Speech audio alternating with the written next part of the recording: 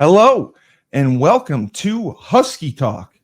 I am your host, the best podcast host in the universe, Steve Cully. Husky Talk is our Procyon Partners is a proud sponsor of Husky Talk. You hear that? A proud sponsor of Husky Talk. They were recently named one of the top 50 fastest growing financial services firm in the U.S. That is incredible. Procyon Partners is a boutique consulting and service company serving business owners and executives nationwide. They specialize in wealth management, employee benefits, and retirement plan services. So if I ever get any money, Procyon Partners is where I will go. They are the complete financial services firm. President Sean Rabinowitz, he's the one who built it from the ground up, and we are grateful to have him as our sponsor. And we are also grateful to have a very special guest with us, the one, the only, Larry Hare. Larry, welcome to Husky Talk. Thank you for having me. Thank you. Oh, Larry, I haven't seen you in 20 years. I always ask about you, and it's a thrill to see your face and get to talk to you. So it's more for me than it is for you. Believe me. Well, more here. The love's here. I always give a heads up to our communications folks when I do something like this. And yeah, I said this is one of my favorite football players from my time at UConn, and someone who I trust. Wow, one of the favorites. Yes. Well, I was a headache for a little while. The colorful characters always find their way, and yes. Cully, you were always that. But also someone that I know Chris and I could always trust, and and also from a respect standpoint, you played hard every single day. So I did, and I would get in fights every single day. So again, if you talk about being in the trust tree and someone I'd be happy to hop on with, you are there. I'm in the trust tree. There's nowhere else I'd rather be. So I don't know your story, and that's really what this is about. Where are you from originally? Where did you grow up? I grew up in Rutland, Vermont, so I'm a native New Englander. Oh, you're a Vermont guy. Yes. Okay. I grew up in a matter of perspective. I am a city kid by Vermont standards. Having grown up in Rutland, Vermont, it's the second largest city. It's Castleton, right? Yes, near Castleton, 20 minutes from Killington, the ski area. So that's where I grew up. But I didn't realize how much of a small town kid I truly was until I went to school in Boston. So I grew up in Vermont, and then graduated from a small Catholic high school, and took advantage of the opportunity to go to Boston College, and got latched on being a basketball manager there as a freshman. And then got a job in the work-study job in the equipment room when I was a sophomore, and that became my spot when I wasn't in class. My degree had nothing to do with athletics. I actually found the other day one of the drives to go there. I was a good student. I loved history, and BC had a great education program. So when I graduated, I had a high school. I was a high school history teacher. I found it the other day. I still had my Massachusetts State teaching certificate. It was good for 5 years after we graduated, because I thought those were two things I could do, I thought, adequately well. Sure. Then I didn't even know the job of an equipment manager existed. I knew student managers existed, but I didn't know equipment manager existed. And I found that at BC, and that's what really my sophomore, junior years and senior years kind of got me on that path, very much got me on that path.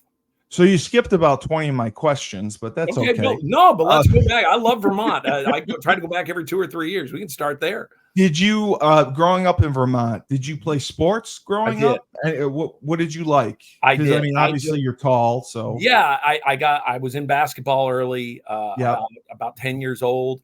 And I played that. I was, I can say this with the utmost pride. I was a exceedingly average athlete, Steve. Exceedingly average. So was I. That's okay. Exceedingly average. When I was 13, I started working. My dad and mom, my dad especially, was like, "Hey, let's see if you can get a job." So at about 13, I started working at the local golf course, and I actually did that for 8 summers. So I Oh, played high wow. school golf.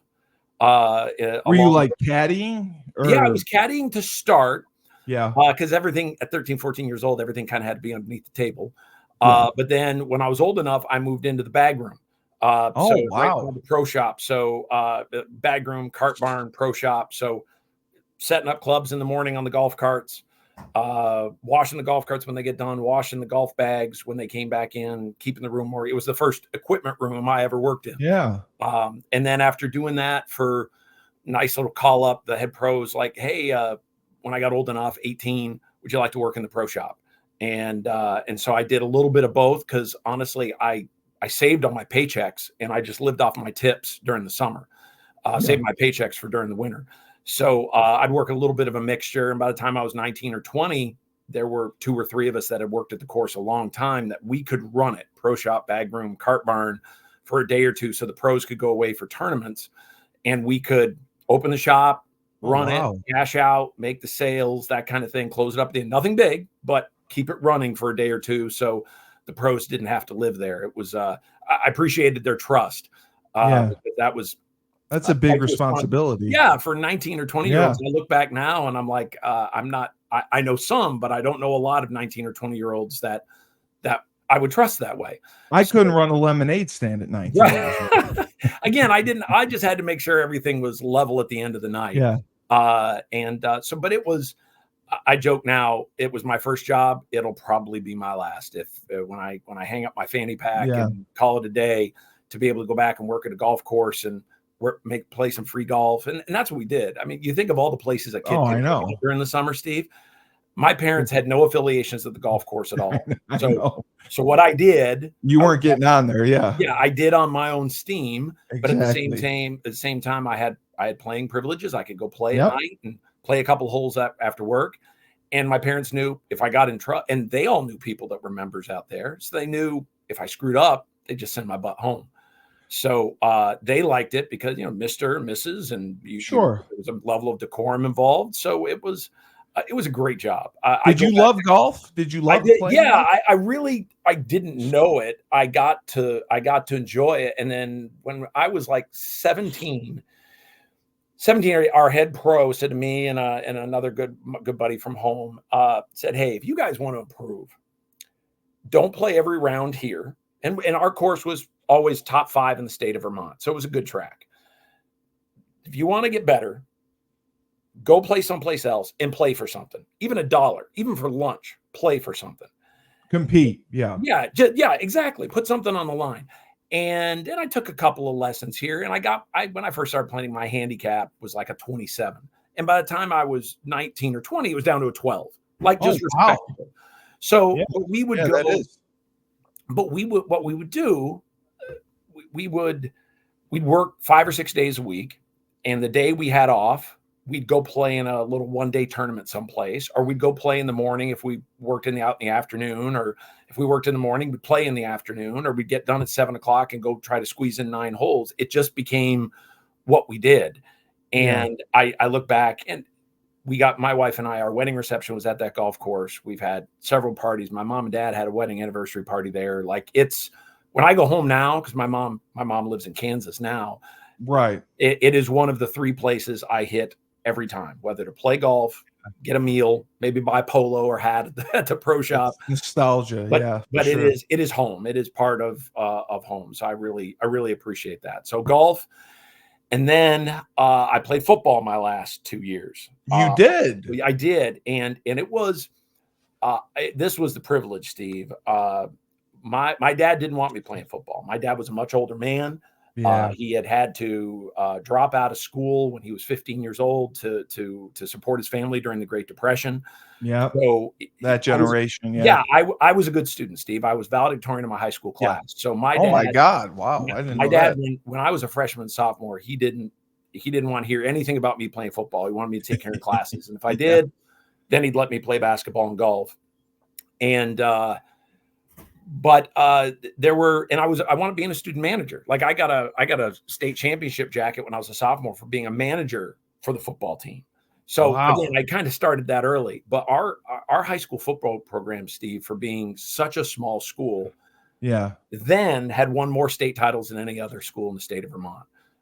If you won the state championship trophy was called the Herald Trophy, and if you won it 3 times, you got to keep it.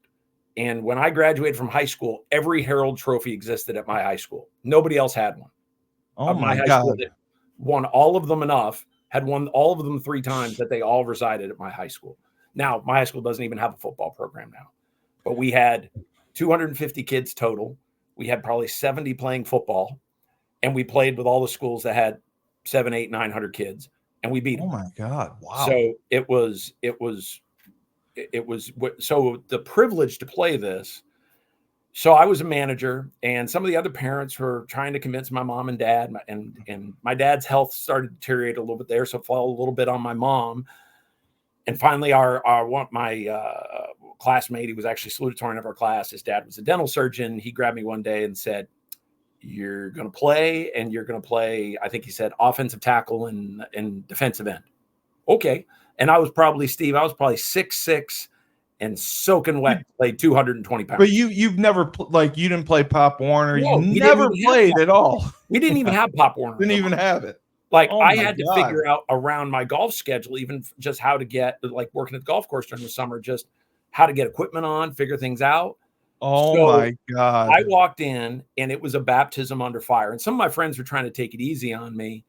And the coaches got on them, so I got knocked on my ass. I was a big-ass target, and I didn't know how to get very low. Yeah. So I wound up I played JV, and I played – if I didn't play every snap on every team, I played 99% of them just to learn. I played offensive tackle, defensive end, played every special teams. I figured it out. Nobody had more holding penalties in their JV debut than me at tackle. That's okay. Hey, listen, there's no such thing as holding. That's what I always say. I just held on. There's no such thing as holding. Yeah, I just took him for a walk.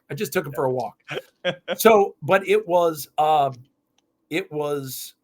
really great. That program had such history, Mount St. Joseph Academy. It had such history. I was so proud to be a part of it.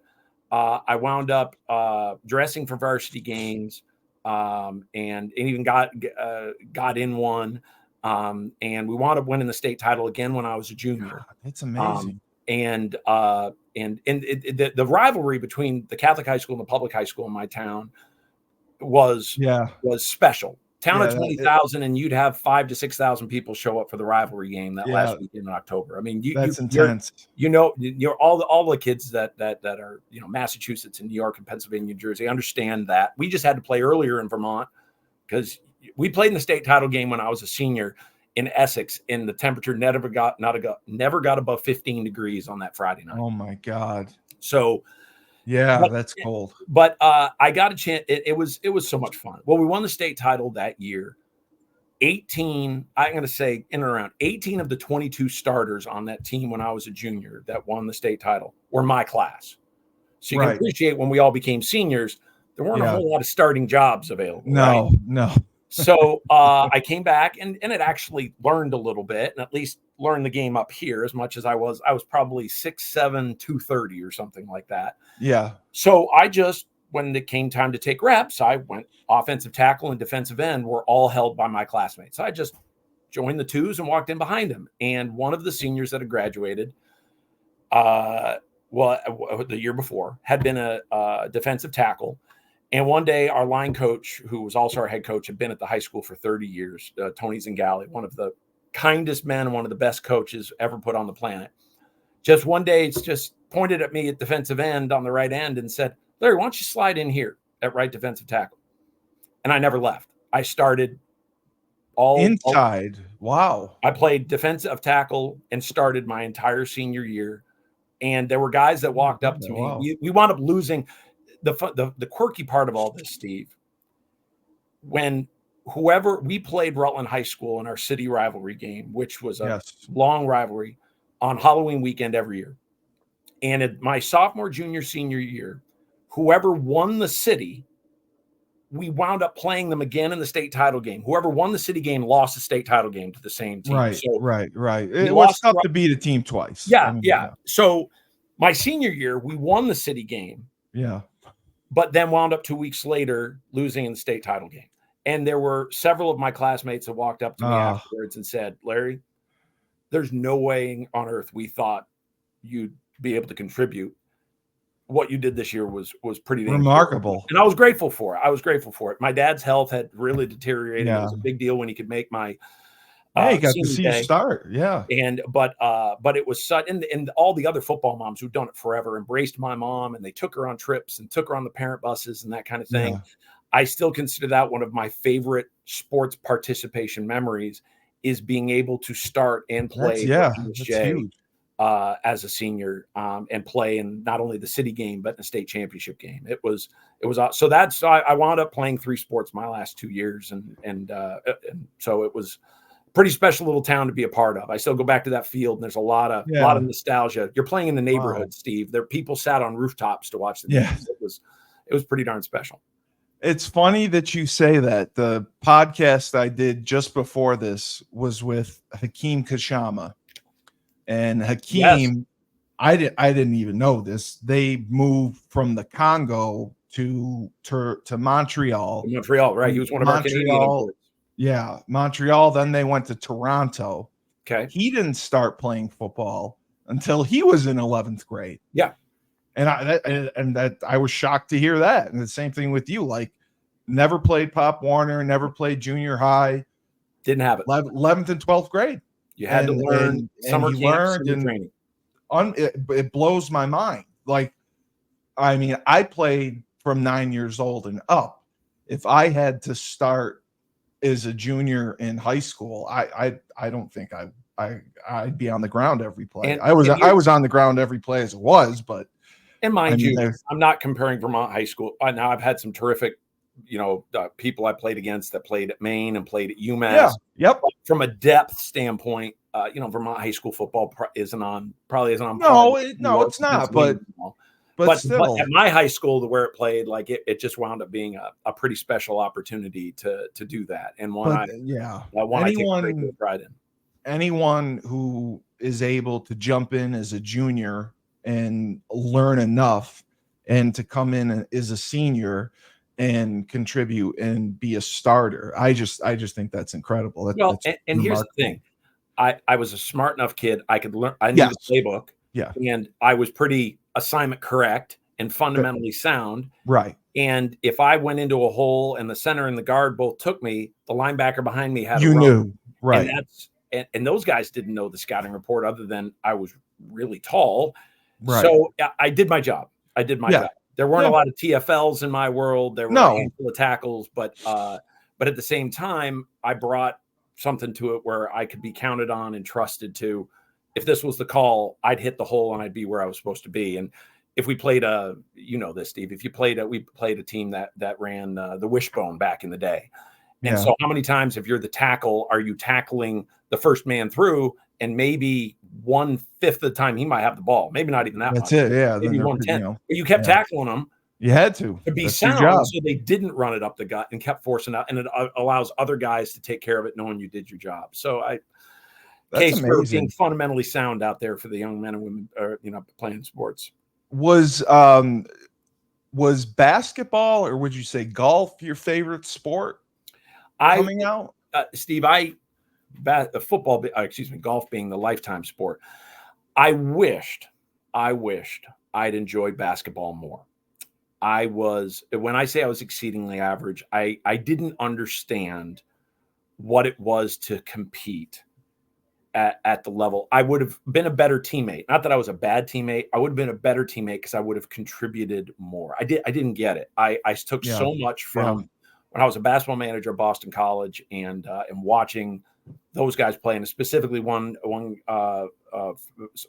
teammate who I consider a friend, Billy Curley, who was our best player my first 2 years. Hearing him talk and seeing him do interviews and how he played, and I'm like, man, had I just had that attitude and got myself in a little better shape, worked on my skill set a little bit more, and I didn't realize it until high school was over, high school playing was over, and all of a sudden I wanted to go play pickup or something like that. I never wanted to do that when I was in, but now it was gone. It had been taken away. Once it was, and I realized, man, I wish I'd taken better advantage of that. Like I was 6'6", 6'7" in high school. I could have done more with it, and I didn't. And I wished I had, just for the fact that I would have been a better teammate. I wish I'd enjoyed it more. And so I didn't. I understood it better when I like coaches who weren't my favorite in high school. Sure. Once I learned more as a student manager, I realized I appreciated those now I respected those coaches more than the ones that were probably a little easier on me. Absence makes the heart grow fonder. Yeah, it really did. And I joke now, like I've realized two things. I was never meant to play basketball, but I was meant to outfit the people playing it. And also I've made a nice little side career as a college basketball official at the D2 level on down. Oh, wow. So okay. I can officiate the game, and I sure as heck can dress people for it, but playing it, wasn't my thing. But so I wish I'd enjoyed it more, because I do enjoy the game. I enjoy watching it. You love sports. I think you love sports in general. Yeah, and the ones I didn't know well, I've learned to, and some that we didn't have high school volleyball in Vermont. It was almost an afterthought, both at Boston College and at UConn, but it was a huge sport at Northern Arizona, and it's a mammoth sport here at all levels. It is. And so you learn to appreciate those more along the way. But yeah, I wish I'd enjoyed hoops more, because the game of basketball has been so incredibly good to me along this ride for the last 32 years. You ended up at BC. Were there any other schools that you had applied to that were in serious consideration? Yeah, I had applied at BC. I had applied at Harvard. I had a scholarship to the University of Rochester, the University of Vermont. Wow. I was a Vermont honor scholar. So I had you were valedictorian, right? Yeah, I had several nice opportunities. My dad had pushed hard on this, and I understand it more now as a father than I probably did in the moment. And he, it was special. I think what wound up being the tiebreakers here is, one is I didn't get into Harvard. I had like one. I was just 10 points below a minimum threshold for them. The SAT. Yeah. And I had very good SAT scores, but just a number that you got to have like a 1,500 to get in there. Yep. And so or a legacy. Correct. And I think had I gotten in, I would have gone there, and it would have been a mistake. So I had a really nice financial aid package from BC. By then, my mom's now a widow, so the money to go to school, and it was actually, as we started looking at it, it was even money for me to go to Boston College versus going to UVM. Yes. So you take that in a heartbeat. Exactly right. There became a little bit of, I can go to Boston College and owe the same at the end. Well, and I wound up owing less because the basketball manager job paid a good chunk of my tuition my last 2 years. So it was that's huge. Yeah. March, April of my senior year, where I said, Boston College, here we go.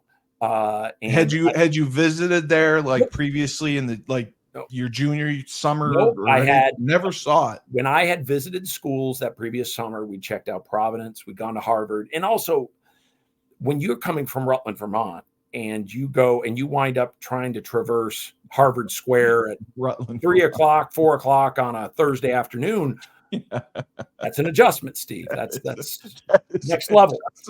And I was a little overwhelmed by that. And we visited Providence, and I forget why those schools went in BC. I like Providence, and I did too. But one of my classmates, his older brother, went there. Two of my classmates, actually, their older siblings went there.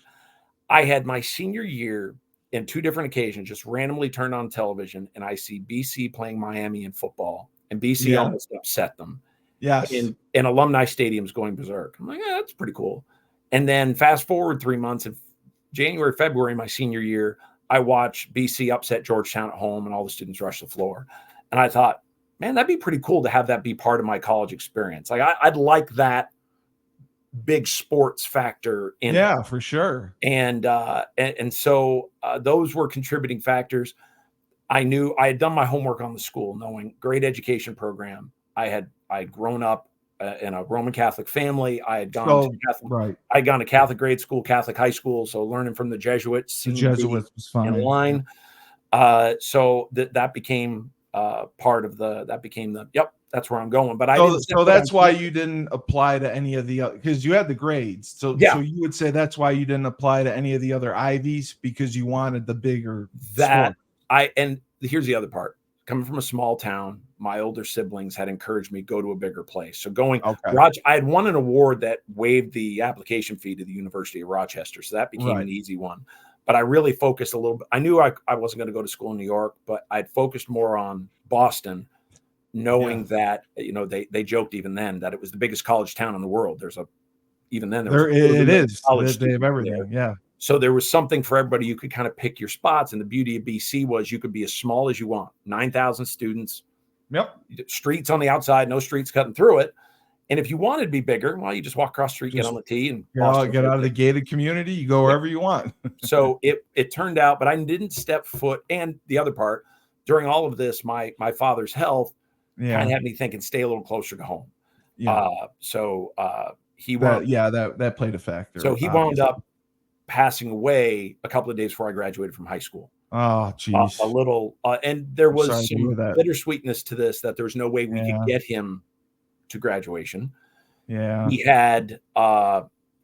had been pushing so hard to make sure I maxed out academically. So me being named valedictorian, like the day after they put that in the paper, Dad went into hospital for the last time. Just some of the handout. Here, son, I've done what I can. Yeah. And just kind of recused himself, stepped aside, because we weren't going to get him to graduation. We would have felt guilty forever that we didn't get him there, because my speech was about him. Yeah, so, I'm sure it was. The influence he had on your life. I had to change the last paragraph because I wrote most of it up to the point, and then Dad wound up passing away. But so much that determined some of those decisions and whittled down. But I also joke, I didn't go looking a lot of places. When I was a sophomore, we played at the University of Miami. Well, we played in Miami for the NCAA tournament, sophomore in college. And we wound up practicing out on campus at the University of Miami. And I walk around, and here it is, March. Everyone's walking around with flip-flops. Yeah, at the U. Yeah. Across from the night center where they practiced, there was sorority and fraternity row, and they had big decks and sand volleyball courts and pools and all these things. And I'm like, this is college? Like, that wasn't even that wasn't a thing there. That wasn't a thing. You couldn't even conceive of that. You think of college, you think of like Dead Poets Society in the backdrop there, right? It's snowy and cold in Boston. So it just didn't occur to go further. And that was decisions on my part. But I thought Boston, for a small town kid from Vermont. I love Boston. I always loved Boston. I always did. I could take a lot from it, but also the opportunities that Boston allowed and Boston College allowed. Yeah. I've taken a great deal of pride in, and you don't, again, like anything else, time away creates some appreciation. We actually played there. Kansas played there in 2019. And I made the trip. I don't travel with football a lot anymore, but that trip I went back on. And I remember one of our staff members who oversaw our spirit squad just passed me on the field during pregame. And she said, "Oh, Larry, we haven't seen you on the road in a while." I'm like, "Well, I'm an alum. This is a special one. This is home for me." And she looks at me and says, "You went to school here?" I said, "Yes, ma'am, graduated." And I kind of laid into it. I said, "With honors, actually." Yeah. And she said, and she goes, "This is a really tough school to get into." I said, "Yes, I know. Grateful I got in and graduated with honors, and I was a basketball manager. I consider that one of my better professional accomplishments, was doing that and getting in with no help. Like, nowadays, to get into those schools without knowing someone, without having a connection, I think Catholic high school helped. I think graduating from Catholic high school definitely helped. With honors, valedictorian, good students from Catholic high schools. So it was fortuitous, because what an amazing experience there. So you started with basketball, managing basketball. Yep. Had you gotten into football at that point, or no? No. I was a basketball manager, and then for a year, Yep. And then I qualified for a federal work study job. So I was just looking to see if I could find a job that kind of aligned with basketball. And they had some jobs in the equipment room. So I went in and put my name in the hat. And I think they clearly called up the basketball office to say, is this kid any good? And God bless the people involved. He called me back 30 minutes later. A guy by the name of Jackie Miles. He's the current head equipment manager for the New York Giants. Yes. Okay. Wow. So yes. Jackie is my first boss and one of my best mentors and influences. So, and Jackie would re-enter my life. I can't even tell you how many times, benefiting me and my family, just doing good things along the way. That's amazing. Jackie hired me, and it didn't take him long to figure out I was kind of an equipment room rat. When I wasn't in class, I would go there. So my sophomore year, you like being there. Yeah, you love being there. I think just like a lot of my students here, I think we make our process very peer evaluated, because I think you find like-minded people to work with each day. The mentality to be a college athlete or to be a college student manager is it requires some devotion and alignment, especially with the people you work with. It does.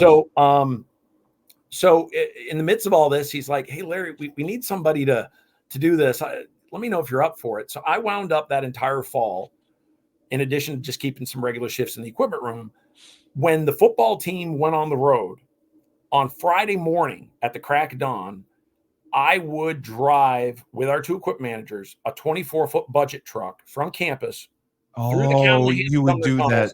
Yeah. To help air freight the gear before we had charters and all, before we had we would air freight the gear out early on Friday morning. So myself, Jackie, and our other assistant, we would drive out to the airport at 5 o'clock in the morning. So it's 5 o'clock in the morning for a college kid, right? Oh my God. Actually, I was 19 years old. We drive out to the airport, we'd load, and then I'd drive back solo, park the truck, go to class on Friday. And then on Saturday night or Saturday afternoon, whenever they got back, I'd drive back out to Logan, wait for them, pick them up, bring them back to campus. And then would help the football managers unload a little bit and that kind of thing. And just, I never thought of anything like, oh my God, I'm missing out on social time on Saturday night, or I had to be in earlier on Thursday night. I was just like, this is my job. All right, great. And people I met there, I'm still friends with. But Jack, that's where I started. It was that job. By the time we got to basketball season, Jackie said, you know what? You make sure the uniforms are out. You make sure they're packed. I don't want to have to worry about it. So he trusted you. Wow. Dude, yeah. The student manager merging with the equipment room thing, and now a system that I still have in place here, which is different than a lot of schools, it became kind of the thing. I was an equipment room employee. I was also a basketball manager. And by the time we got to Christmas, football was in a bowl game, ice hockey, so two equipment managers are there. One was with ice hockey. So it was me and our head women's basketball manager that ran the equipment room for the entire week. The football team was gone because we were the only people left. Only one there. Yeah. And at that point, it was just the two basketball programs. There was nobody else there. Right. Campus closed except for the two programs. So it became, all right, this is what we're doing. Figure it out. Yeah. Figure it out. We can manage the laundry. I can pack for trips and all those things. No big deal. So that really became, I got to go on a few trips, and just bus trips, go to Providence or go to UConn. And then by the time we got to March Madness, they went from taking 3 managers on the road my sophomore year to taking 5. And I was asked to go along. So that was the year that BC went all the way to the regional final, lost to Florida, but beat North Carolina, who are the defending champs, beat Indiana.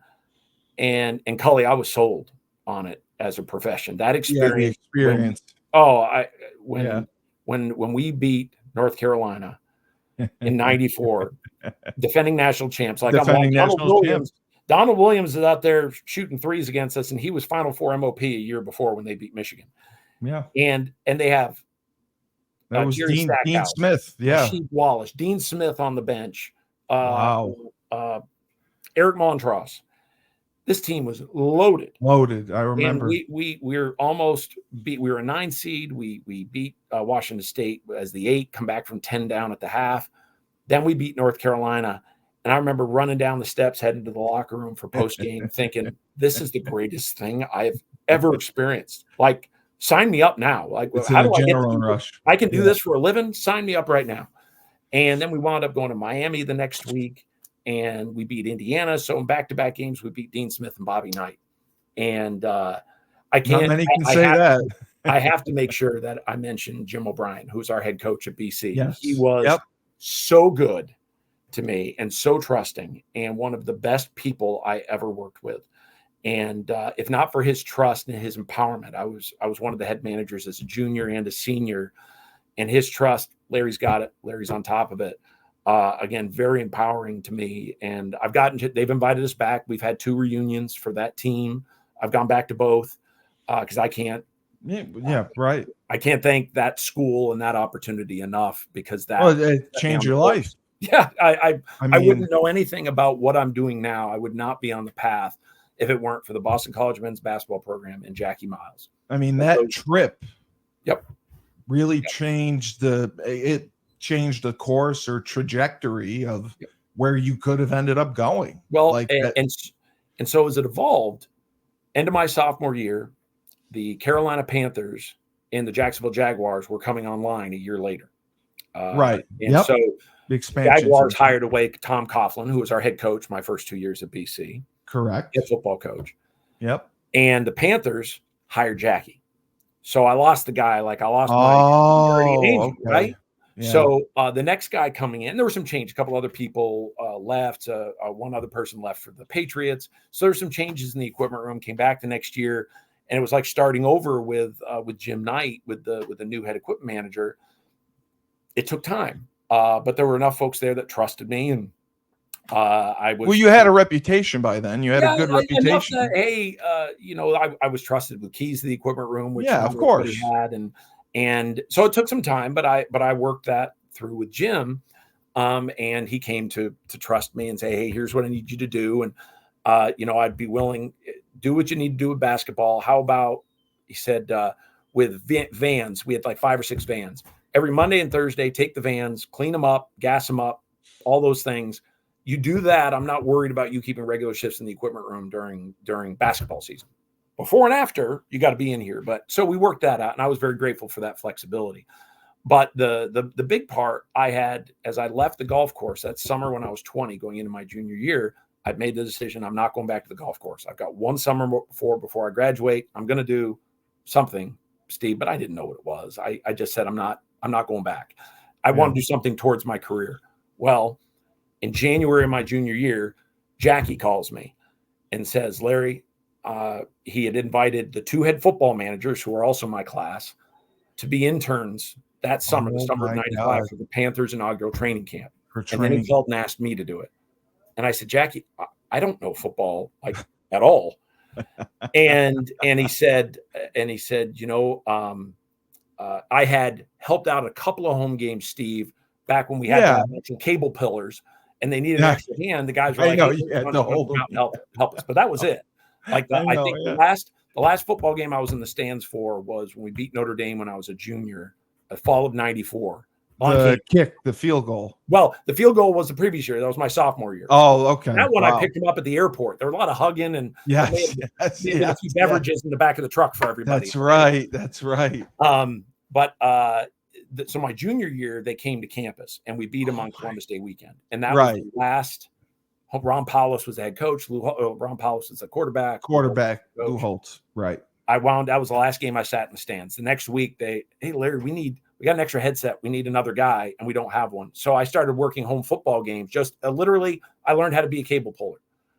Which you remember back in the day, that was it was a nightmare. You had to follow the coach around. You had to know it was a dance that most people wouldn't even understand now. But then that was a badge of courage. Like, you had to know what you were doing. Every coach was on one. Yeah, you either tripped an athlete, you tripped the coach, or you ran into somebody, or you got run over. It was so I learned that. So now go to January. Jackie offers me this opportunity to be an intern with the Panthers, their inaugural training camp. And I was like, Jack, I don't know football. He goes, you know how I want the room run. You can learn the football part of it. And I've never forgotten that trust, because when I meet people, they're like, well, I don't know this sport. I'm like, well, you're smart. You've got a motor. You're diligent. I can teach you some of the rest of it. It's work ethic, and you have a great work ethic. Some of that work ethic travels, right? So, it wound up falling together nicely. I finished my junior year. We weren't very good. But how was training camp down there? What was that experience like? We wound up, the three of us met in Boston. We drove down, and it was hotter than blazes. I live in Kansas now, where it's humid, and nothing will compare. Like that. Nothing still compares to Wofford College in Spartanburg. That's right. What we'd have a morning and an evening practice, and then we'd have an afternoon practice, a morning and evening. So you never had back to back. But learning how to set, and I wound up working with the tight ends. So Pete Metzler. You had to go with them. Yeah, I'd go with the tight ends, but I was also like catching warm-up passes with Frank Wright, Jack Trudeau, and Kerry Collins.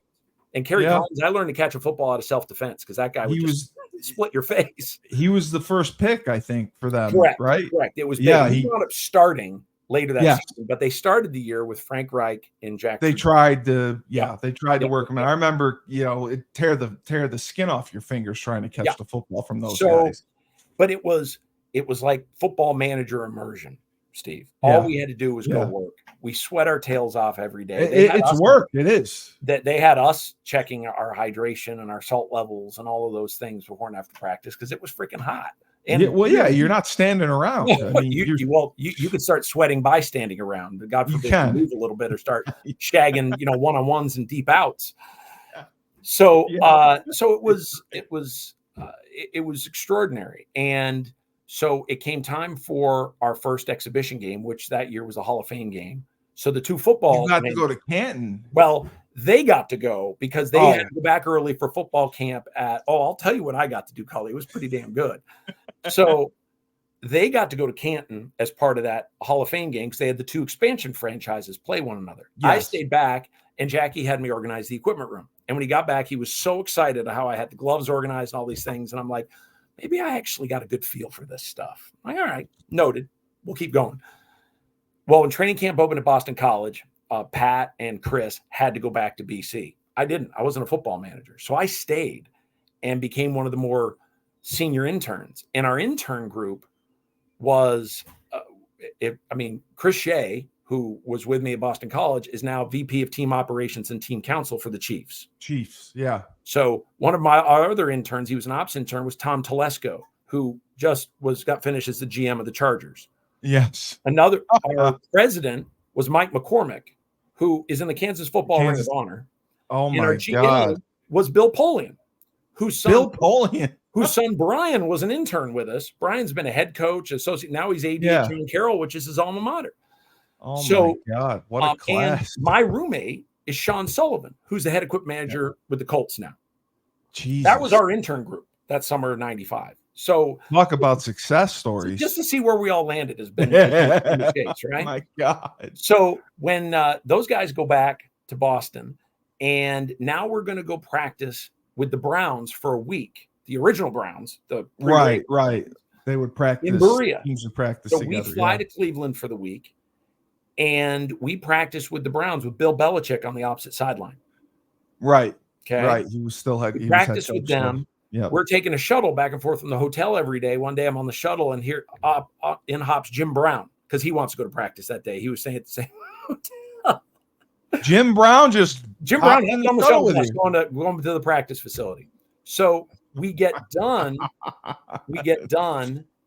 With them for a week. We're at Old Cleveland Municipal Stadium. We do like a 2-hand touch walkthrough one night. So here's the Browns and the Panthers playing 2-hand touch in front of the old dog pound. Are you gotta be kidding? It was wild. We get done and we fly to Chicago. We're going to play the Bears in an exhibition game. In a preseason game. Oh my God. When Wanstead was the head coach. Right. I don't even remember most of the game. But I know the Panthers lost, but they were in it. So we get done at the end of the game, and we're driving to the airport, and I hear the ops guys in our staff bus frantically on very early cell phones. Come to find out, the charter's going to be late, and this guy has now ordered like 200 pizzas to be delivered to the tarmac at Midway.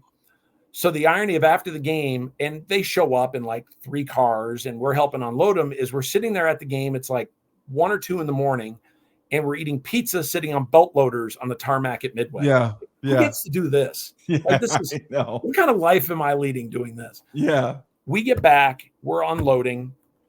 It's 4:00 in the morning, Cully. And I'm just walking through the locker room, just unloading player bags and loading it into lockers like a good intern does. And Jackie walks by me and said, "Do you still think you want to do this as a profession?" And I said, "Jackie, I can't imagine being anywhere else right now." Yeah. And that was the clincher. Like that day and all the chaos. A week later, we played the Panthers. The stadium wasn't open yet. So they played all their home games that season at Clemson. Yeah, it was still being. So we played at Clemson, an exhibition game. And here I am shagging punts 10 yards from John Elway because we were playing the Broncos in the exhibition opener. So it was just wild to be a part of that. And we played them on a Saturday night. We worked all night, got the uniforms done, went to a Shoney's for breakfast as a staff, went back, emptied out my dorm room, and Telesco drove me to the Charlotte airport because I had to fly to a family reunion in Montreal. That is and then 2 weeks later, I was on campus at BC, starting my senior year. So you got to stay pretty much almost all through training camp. No, that was all the preseason games. I was supposed to go home a week earlier, and I called my mom and said, "Mom, I'm going to stay an extra week. I'll just meet you in Montreal." You loved it. My mom's from Montreal, so the family reunion it's there. And I said, "I'm staying an extra week," because I realized like I could finish this whole Cleveland to Chicago swing, then have another week where I was kind of helping to run the show, and from a student standpoint, and then the home exhibition game against the Broncos, and then fly back. So, and we actually, Cully, lucked out. I was doing my student teaching that fall at North Quincy High School. Yeah, you had to, right? Do my student teaching. It was part of the thing, yeah. So the Panthers wind up playing at New England that fall. Yep. So on Friday, my students are asking me, and I'm not, you probably have enough New Englanders on here. I'm not going to do my Boston accent, but I do it here for people, and they're so entertained. Oh, they love it. It's fine. But like, Mr. Hare, what you doing this weekend, Mr. Hare? and I'd say, well, and I'd kind of explain, and I'd say, so we're going to go. So Pat, Chris, and I on Sunday all drove down to Foxborough. And worked the game for the Panthers. It was ironic. I'd grown up a Patriots fan. My first game ever at Foxborough, and I'm working for the other side. So we go down and work the game, and it winds up being like the Fox game of the week. Now, first of all, the kids are like, "So what are you going to do?" And I'm like, "Well, I'll help out on the sideline." Like, "Wait, that bullshit, Mr. Hare, bullshit. You're not going to be helping out at the game. You're not going to be on the sideline in the locker room." And I'm like, "All right." Okay. All right. Whatever. So on Sunday morning, we go down and we help set up. And of course, they don't have student managers in the pros. And was the head coach Dom Capers? Yes, Dom Capers. We had okay. And our defensive coordinator was Vic Fangio. Oh, he's incredible. Okay. So, right. So another name. So we get there and Jack's handing out our assignments for the game. So Chris winds up being, now of course they don't have student managers, but they have people that know how to do it. So he gives Chris Dom Capers, and he gives me, by now Kerry Collins is starting, so he gives me Frank Reich. So I've got the offensive signal caller. So oh my God, you're right up front. We are all over television. Right? Oh, so at one point, you see where this is going. At one point late in the game, there's a big fourth down decision that the Panthers are making. And here's Dom Capers, Frank Reich, and you, Kerry Collins, and Chris Shea and Larry Hare standing right there in the huddle. All right. We had to be that close. That was our job. You're probably giving play suggestions. Oh, absolutely. Absolutely. I probably would have suggested a give and go in basketball, but that was my football knowledge at the time. That's amazing. So the next day I walk into North Quincy High. So that was Sunday. On Monday, I'm back into teaching. You're back teaching? Everyone saw you. Are losing their minds. They wanted your autograph. They're like, "Mr. Hale, holy shit, Mr. Hale. That was awesome, Mr. Hale." It was ridiculous. It was so much fun. Like, they used to say about my father, like, careful, Tiny, he's the biggest bullshitter I ever meet, but be careful. He can prove everything he says. That was that moment. Like, you had no idea that you were going to be with the guy. Jackie could have put me on locker room setup and towel folding. Yeah. I wouldn't have cared. He gave you the OC. I wound up being with like one of the two best positions on the field for not being a coach. That's amazing. So those kids, so it was a lot of fun. So anyway, that going into senior year of basketball and being a head manager there and having that experience, that was just like, all right, here we go. And what wound up happening, Steve, is that summer of 95, Jim Knight, who was now the head equipment manager at BC, recommended me for one of the Athletic Equipment Managers Association, one of the AEMA student scholarships. I wrote my letter. I got awarded one of the scholarships. Well, back in the pre-email and online days, it was posted in a fall newsletter that went out to equipment managers.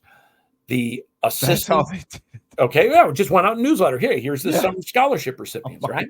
God. So in the midst of all that, the assistant athletic trainer at Northern Arizona University was also the team's equipment manager.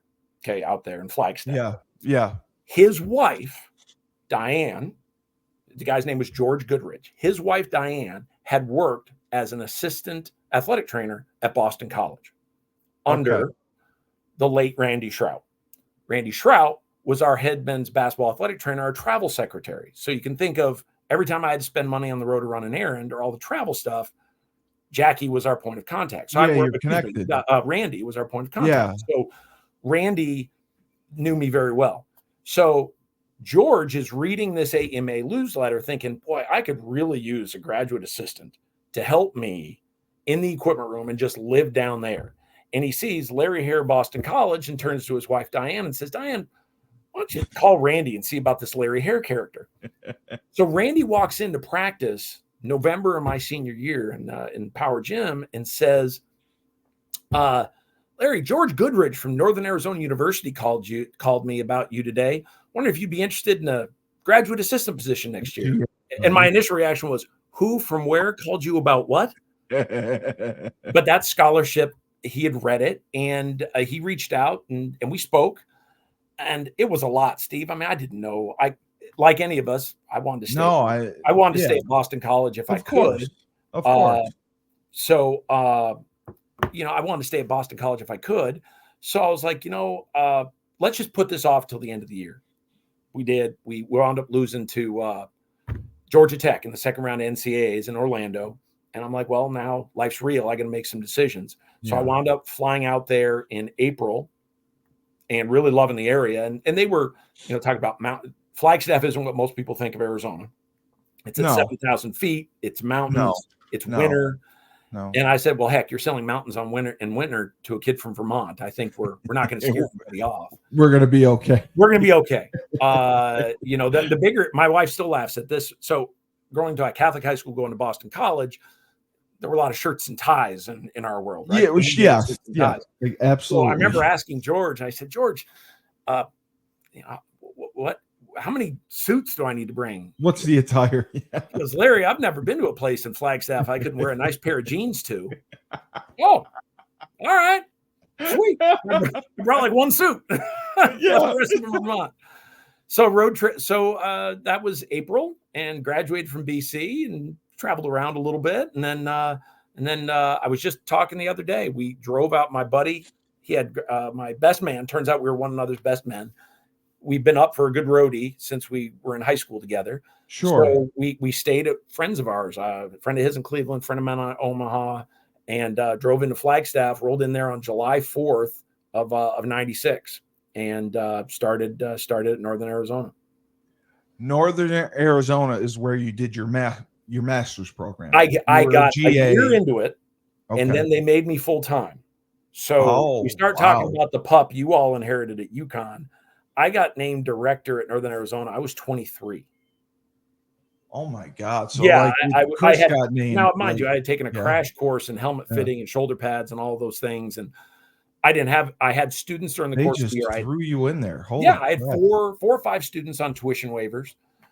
And I'd have them all year long, but during the summer, it was just me. So, the guys wanted to do work on the jugs machine and knock it and get me. And I'd stop doing what I was doing and go out and shoot jugs machines for them and that kind of thing. I met one of the first people I met there, wound up being my now wife of 24 years, Jennifer Henley. She was an athletic trainer and she's an NAU alum. Okay. You met Jen. And, but that's where we met. And sometimes at night, during July, I'd go into like double A shoulder pads or inventory or fold shirts, and she'd just come in because then we had internet, but it was only at work. So she could kind of cruise the internet sitting at my desk while I was getting projects done. So I did a year of my master's. I didn't finish it. Steve, I was done with school. I can't believe that. So 1 year, and then you end up the director. Yeah. Just like that. They're like, you got it. Yep. Go ahead. Oh, and I've been there. Like I guess I passed the audition. No, I know, but I mean, I would have been terrified. But right. I mean, you know it. I mean, you had the knowledge and the organization. At least they weren't trying to name me offensive coordinator. That I would have been vastly underqualified for. And the skill set to do it. Correct. But that's for a 23-year-old, that's huge. Like I know, I remember talking to Chris after you had left, and like Chris was 26 or whatever when he took the UConn thing, and you know he thought he was one of the youngest guys. Mm-hmm. I didn't know you 23. Jeez, got thrown right into the fire. When I got that job, I was 24 when I got to UConn. Oh, okay, so you did that for the year, yes, and then I wasn't making a whole lot. No, it's FCS. It's a lower level. Love the area. But I honestly I wanted to buy Jen a ring, and a lot of people don't know this.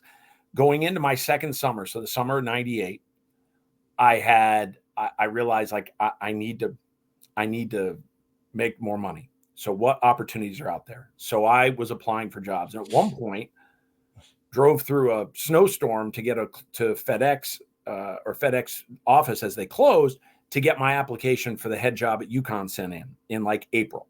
And I didn't hear a word. And I was up for our head coach had just left. He'd gone to Minnesota. He talked to me about an opportunity with the Golden Gophers. There was an assistant position with the Jacksonville Jaguars. There was a spot at Texas. There was a spot at Colorado State. So I had put my hat out there that summer trying to make a little extra. Plus, like I had met a family, and I had started working as like a third shift custodian, like Sunday through Wednesday nights for a janitorial service in Flagstaff, just to make some extra money. So I would go down. I mean, because you work, because that's your work. And I could do it during the summer, a little bit easier, because back then there weren't nearly the summer activities that we have now. Yeah, they didn't stay up as much. So I'd go, 9 to 8 to midnight, 9 to 1, 9 p.m. to 1 a.m. every night, like Sunday through Wednesday, and clean a portion of the golf course, the clubhouse. Jesus, wow. So in the midst of that, I was waiting on these opportunities, and I was like one of the 2 finalists for that Jacksonville assistant job. I didn't have the NFL experience to match the other guy. And then I think, well, nothing's going to happen. Some people called on my behalf for the UConn position. There was obviously a concern about my age, which I understood. I couldn't make myself older. I was only 24. All right. What are you going to do? So I was prepared. Like I had mentally said, all right, fall of '98 at Northern Arizona. Here we go. And like literally the moment I got to that, within a day or two, I got a call from the deputy AD at UConn wanting to talk, and more or less said, hey, we had a number one, made an offer, and now we're talking to you. Like, okay. So I flew out.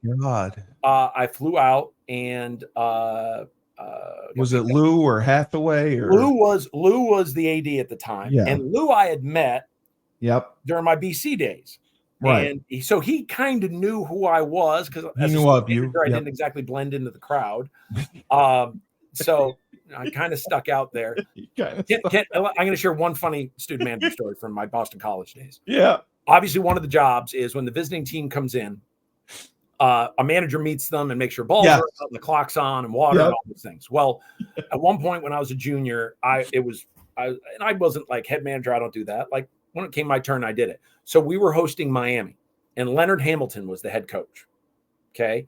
And they walked in, and I just greet them. I said, Coach Hamilton's pleasure. Welcome to Chestnut Hill. I think you have everything you need. If you need anything, because we didn't have cell phones, I'll be down this hallway to the right if you need anything.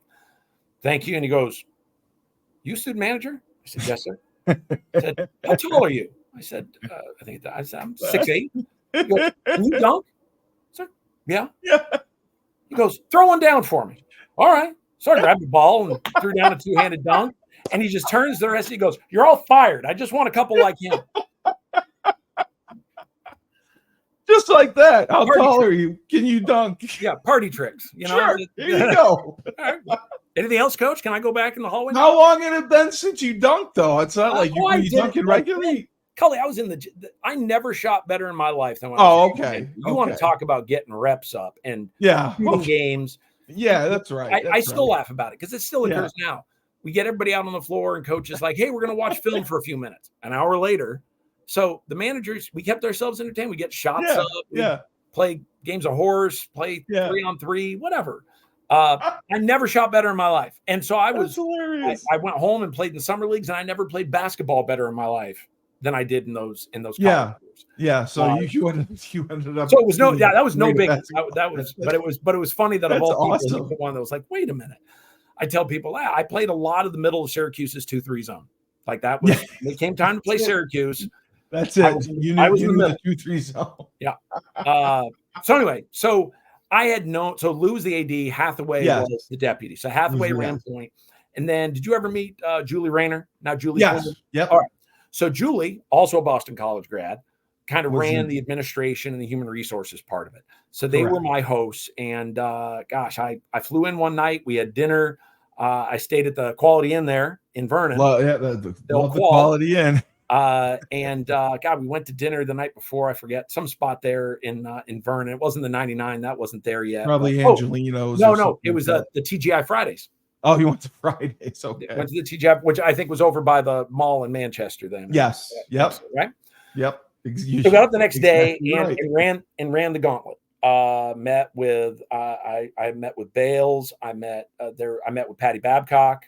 Patty Babcock. You meet with everyone. She didn't think that the head football guy could be the director for the entire department. She was firm on that. Now I spent the next 7 years trying to prove her wrong, and Patty and I had a great relationship, but she laid that challenge at my feet. Patty was no, she didn't pull punches. Slightly abrasive. Yeah, she didn't pull punches. She told me exactly. I said, yes, ma'am. So I didn't meet with Coach Calhoun. I think I might have met with Tom Moore. I didn't know that's how they did things. So you actually meet with all the football wise. I met with Cliff Snow. I met with Bob Howard. And I loved everything Bell and all the rest of the guys were talking about with Cliff Snow. Or I think it was Boot that talked about that. And you, Cliff Snow was one of the best people ever. Yeah. I jumped in there, and it was a long day. Like Julie ran me to a condo. I had no idea. Lunch was at the Dairy Bar. It was a chocolate shake. That's where they took you. They took you to the Dairy Bar. That might have sold it me on UConn going to the Dairy Bar. The Dairy Bar's the best. Yeah. Yeah. So she swung by there for lunch, and I had a flight to catch that night and back to Phoenix, and then the 2-hour drive up to Flagstaff. So I think I was up for like 26 hours because I couldn't fall asleep. I was pretty amped about the opportunity. You had to meet with all the coaches. I met with Ray Reed. I met with Bales. With Skip. Did you meet with Skip? I met with Skip, and I'm trying to remember who else I met with on the football staff. Met with Jeff, not Tully. It was a full day, and I covered. And you met with Luke. Actually, we did a part where I met with like three teams at once. So I think it was Baylock, it was Ray Reed, and somebody else in there. Then I did some football time. I know I did the basketballs. I may have met with like Tanya Cardoza from Women's Hoops. So ran the gauntlet for the day. I had no idea that's how. Yeah, no. It was, they weren't just hiring a football person. I met everybody. I met with clients. I met with Patty B. Schultz. Yeah. I checked in. Yeah, Bill Schultz. I checked in with Lou, Jeff. We got done. Wow. I flew home, and knowing the time change, because it was 3 or 4 hours. Correct. I slept for like 2 hours and got in the office at 6 o'clock in the morning because Jeff said he might be calling me first thing to follow up. Well, 9 o'clock in the morning in Connecticut. So I went into work early, and I had Minnesota had reached out, and they're like, hey, don't take any offers. We might have some. Okay. And Jeff called back midday and offered me the job on a Friday. Oh my God. It was quick. I mean, it went from not hearing. I applied in April, Steve. But like, what was your impression of UConn being there? Well, Was it somewhere you wanted to be? I had been there several times as an undergrad. You had, so yes. To me, this was not a leap. And I played as much as I was young, because there was absolutely some of the people that called on my behalf were like, Larry, there's this perceived lack of experience due to your age. I get it. I said, but this job, going back into the Big East and at a place that I was familiar with, I'm a native New Englander, and I hit those points hard in my cover letter. Like this, which is huge, because you back to a place that I'm from here. I'm from the area. I respect this place. When I was an undergrad, we went 0-for-7 versus UConn in men's hoops. I had gone down for soccer games. Obviously, the women had come up and played at BC. Like I was familiar with it. So this was like, this is a good place to go to. I know they can compete. I know they can win. This is going to. Had they mentioned to you about going 1A? Well, that's why the job had opened. So my predecessor, Dan Sermine, who's one of my dearest friends, he's the assistant AD at Air Force. Yeah. Had wanted to. He was a Michigan grad. Had wanted to, or he'd been at Michigan at Towson. I forget where he graduated from, but he had wanted to be at a Division I school. So when the opportunity first fell through, right before I got there, Dan's like, I don't think it's going to happen here. And he took the Air Force opportunity, right, which opened up the job. Right. And so when I got there, it was more, here's where our feet are now. And this is what we're going to work. Our plan is Atlantic 10. Yeah. But I got there, Steve, a week before we left for the Berkshires when I started. Oh my God. So I had my second day, my first day I got there, my second day, I met I met Melissa Mungelo, who was one of my student managers. And I met one of the first athletes I met was Khalid Riley, the boss. Yep. And the second day, God. You're on the bus to the Berkshires. Bob, Cliff Snow, me, and I forget who else was in there. We're in a van driving to Sheffield. And I've got to somehow put this together in a week. Not even knowing, and maybe like Bob Quinn. The land for the Berkshires. I had inherited Bob Quinn as my GA. Yeah, I didn't know Quinny. I had inherited him. Sermine had made that hire. Turned out, couldn't imagine somebody being a better wingman those 2 years than to have Quinny. And we came back, and I just lived there. Jen was back in Arizona. She couldn't go at that time. I had to make that leap. And we were apart for a time. But I just lived there. I was at I didn't have a car yet. My car hadn't made it across. Yeah, it's still in Arizona. Yeah. So, and I didn't have time to drive, so it got moved. Right. I had a car there. So there were a couple of times that I hitched a ride to like Wellington Pizza. Yeah. At 8:00 at night, sat down, ordered some food, took some notes, and kind of got my thoughts processed. And I was staying at a little condo a mile further down the road on Depot Road, right behind the volunteer fire department in Wellington. So I just walk home, or I get a ride from somebody, or have someone take me in 9260 and drop me off and bring the van back. That's crazy. So, that was the first week. And then all of a sudden we're going on the road and getting a Colgate and all the player fittings. That was a big one too. And Bob had, you remember Thad Moore, right? Love Thad. So Bob had, I used to call Homer because everything about him was Maryland based. And look, he's AD of a school in Maryland. I mean, it's just shocking. But Thad was kind of seated into the equipment room that day to make sure I knew what the hell I was doing. Right.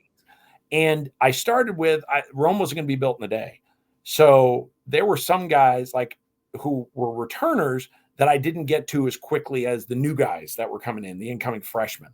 Correct. That I was like, well, let me get this baseline down. And I couldn't even control the inventory. I was limited to whatever helmets and shoulder pads we had. Yeah, we were very limited. Whatever vendors we had was what we had.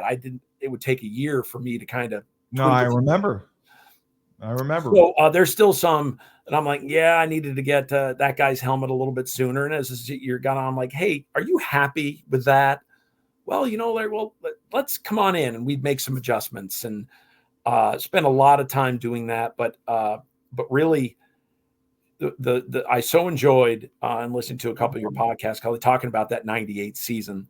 Oh, that was so special.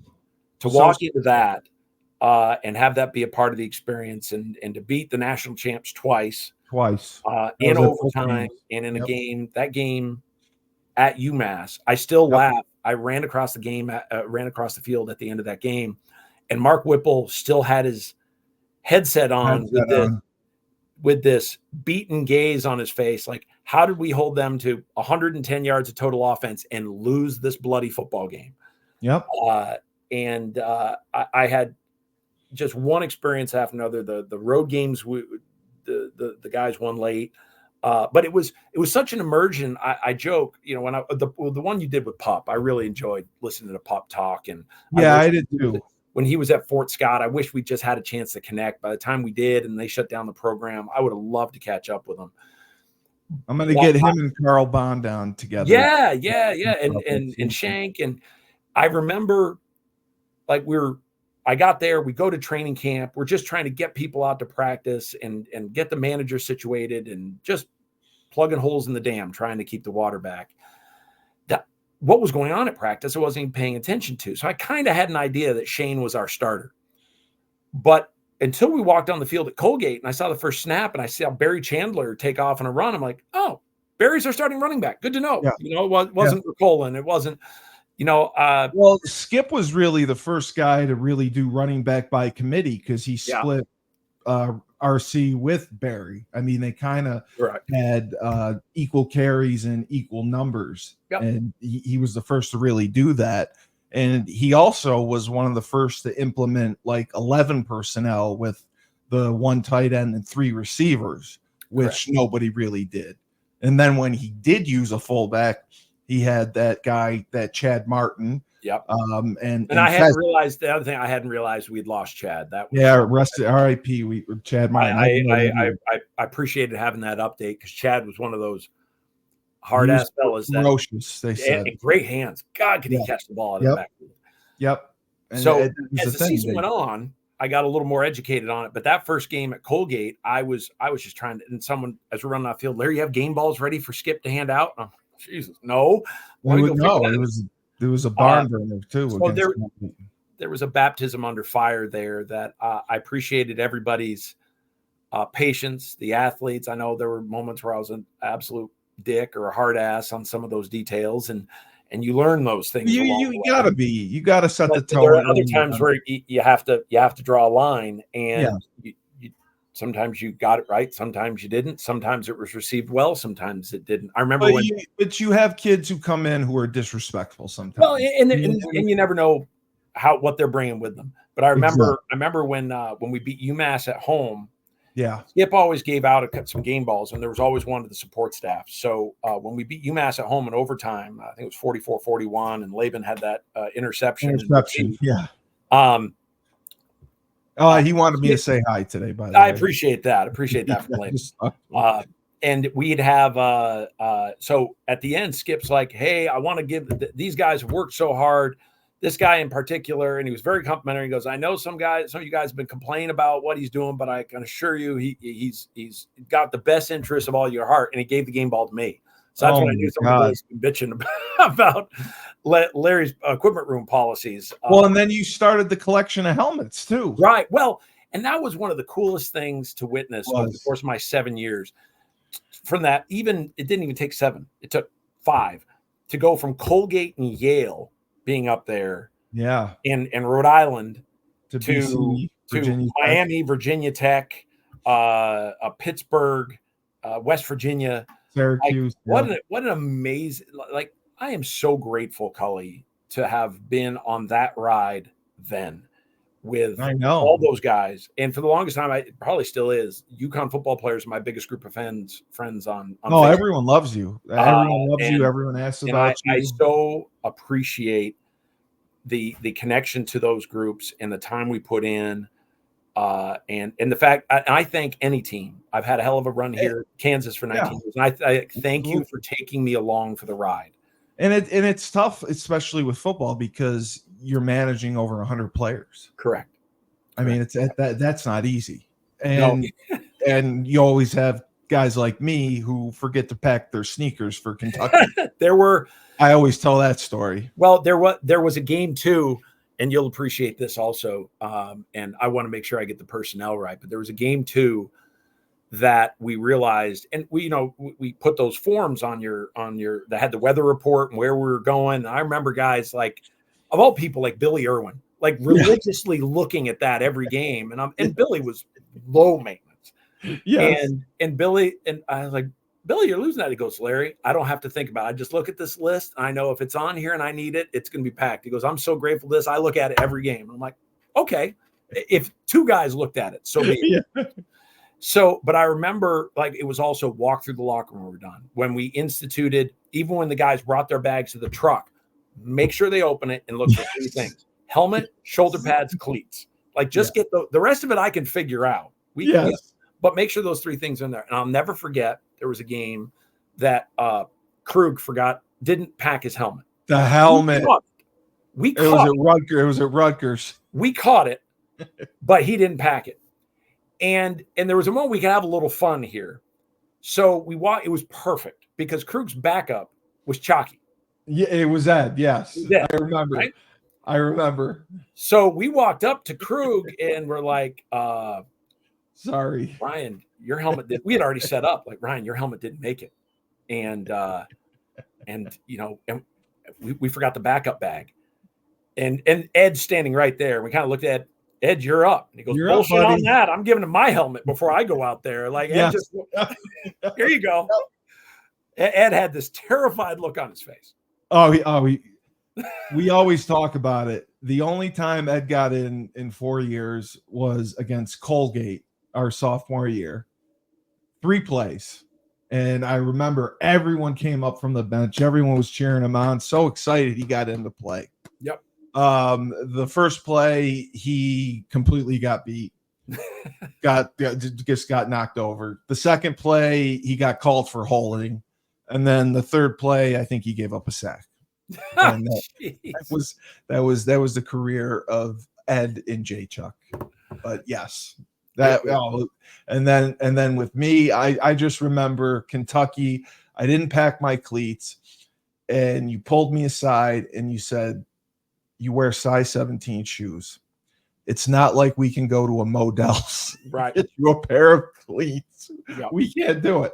And then then you had to check my bag every time to make sure everything was there. I'd always end up forgetting something. And then by our senior year, at least, we were good. And we were able to get gloves. We were able to get gloves every game. I had a new pair of gloves every game. And there were moments there along the way, like our world isn't a democracy. So it's not. If you're playing and starting, here you go. If you're not, or if I see more time on the field at timeouts, helping to get your cleats cleaned off than you do in the course of the game, we're going to have to ration this a little bit. Yes, exactly. Exactly. Those are the tough conversations to have with people that didn't get it. Well, Cully got new gloves. Well, Cully's our starting tackle. Yeah. All right. You're redshirting and scout team player of the week. Sorry. I'm sorry. You can have an extra t-shirt. Yeah. So those were always the tougher conversations along the way. But there were, Cully, there were so many terrific young men that were grateful for anything that were that never. Oh my God. The microcosm, honestly, like anything else, you can focus on the ones that may have made life a little difficult, but the overall number were some of the most amazing young men that I got to work with, and that's why I have such fond memories of it. Because they stand out. You think of the Joe Villapianos of the world. You think of Joe V loves you. Tommy Collins loves you. I mean, all those guys that I think of. Jeff Larson, who started as a walk-on, was a student manager and worked with you. Yep. And then came back and throws the last touchdown pass to Joe V in the history of Memorial Stadium. Like, that's pretty What a story. Cool. That's pretty darn cool for those two. What a journey. Joe V, who a couple of years ago saw me at AFCA and a month later sent me saltwater taffy because that's what his mother would bring. Yes. Every year when he was an undergrad, she found out I like saltwater taffy. She'd bring every family weekend, once in the fall, once in the spring, she would bring a box of saltwater taffy to the equipment room every year. Yeah, no, I mean, and you were a huge part of the transition of UConn going to 1A, and then after you left, they progressed and eventually made the Fiesta Bowl. It was just an incredible ride. And then, Lou Perkins goes to Kansas, takes you with him. You have an opportunity to be an assistant athletic director. That's so amazing. That's so amazing that I happened. appreciated that a great deal. And again, Cully, you make life decisions. My wife's from Wyoming.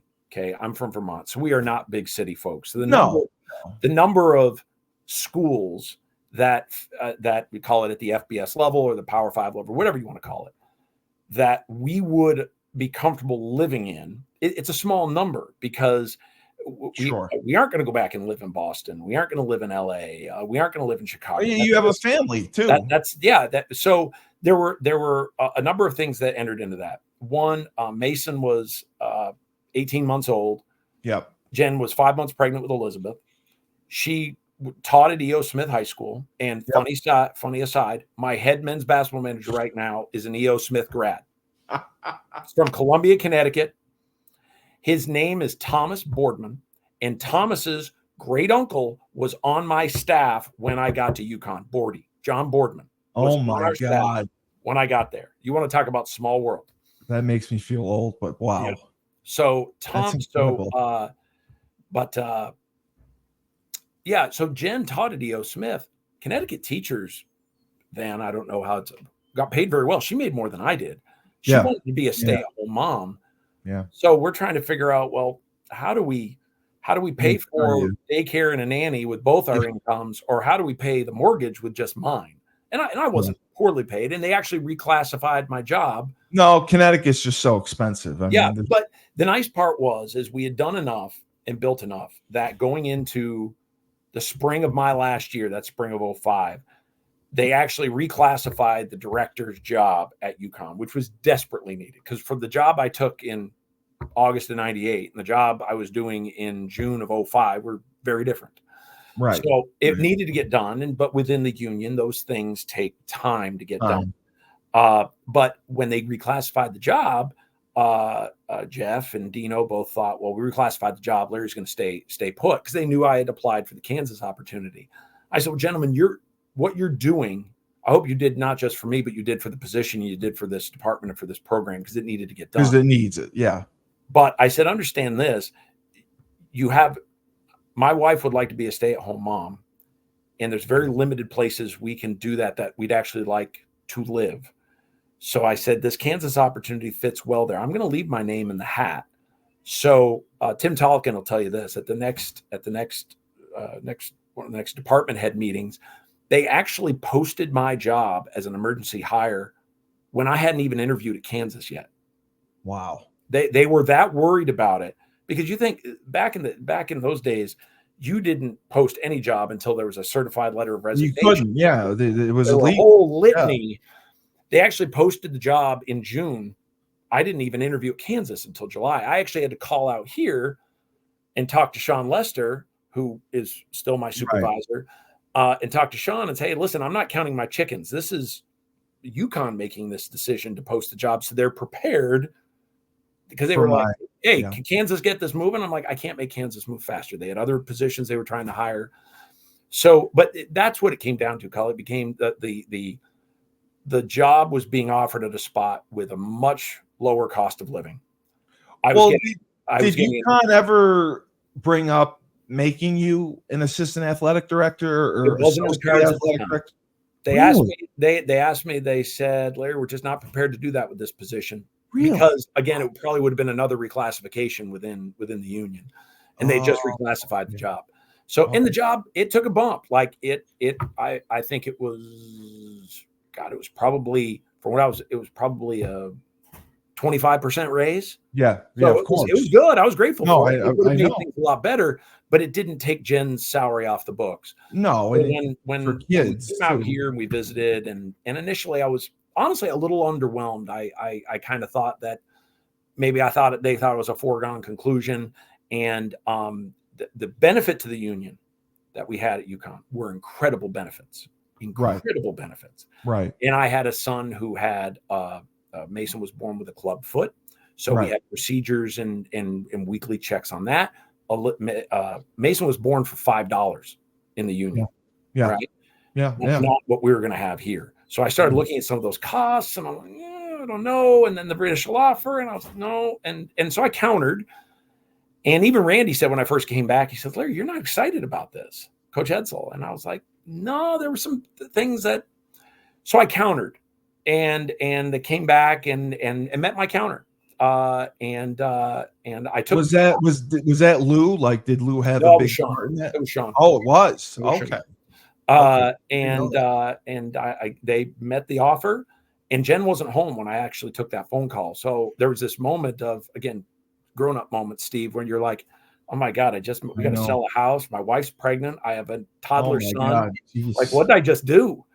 But it wound up putting us, again, a chance for Jen to be a stay-at-home mom, which it allowed. Yeah, I much got better enough of a bump in salary. And then with the cost of living difference, it erased Jen's salary. Right. So we were, and we could buy the home we bought here. We could have never afforded. Not even close in Connecticut. We sold 3 bedrooms, 2 baths, and 1,700 square feet. That was on 3 acres of land right there in Wilmington. But that's what we sold: 1,700 square feet, 2 bedrooms, 3 baths. We bought here 5 bedrooms, 3.5 baths, 3,000 square feet, and spent $27,000 more than what we sold for in Connecticut.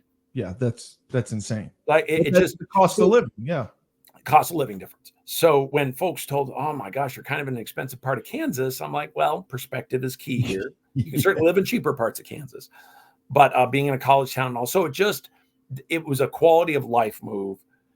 And a little bit of giving up the reins of football. I'm not the primary football. I knew that. No, I know you're not. Yeah.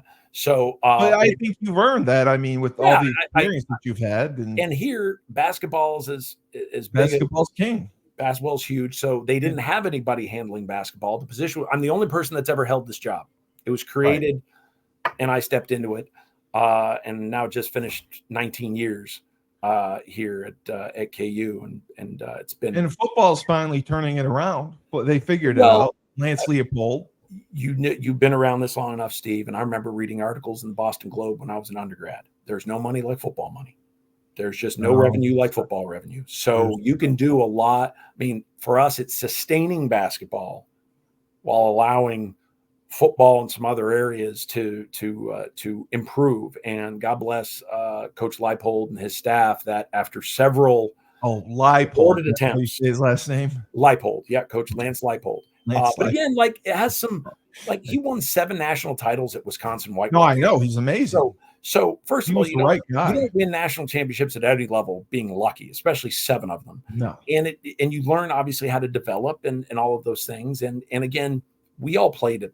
You guys played. I worked games at Buffalo, and no, you don't. It's a challenging place to win, and he won there. Yeah, he did. So could it translate? And it's been just from a culture standpoint, it's been super impressive. And again, they ran through Turner Gill and Turner Gill, Charlie Weiss, and David Beatty, and Les Miles, and nobody could get it done. It didn't work. But I think it's a combination of things. You get the right athletic director. Yep. You get the right football coach, and you're able to sustain the rest. Having Coach Self here, and there's some others. That's huge. Yeah, and Coach Self is, again, to bookend this with starting off with Jim O'Brien and now working with Bill Self. It's a blessing because people in those positions could make life so much more exponentially difficult for us, and Coach doesn't. He's really good to work with, and I try not to take advantage of it. I go in, I have my meeting with him, and I walk out. I don't want to take one more moment of his time than I need to. And how many national championships have they won since you've been there?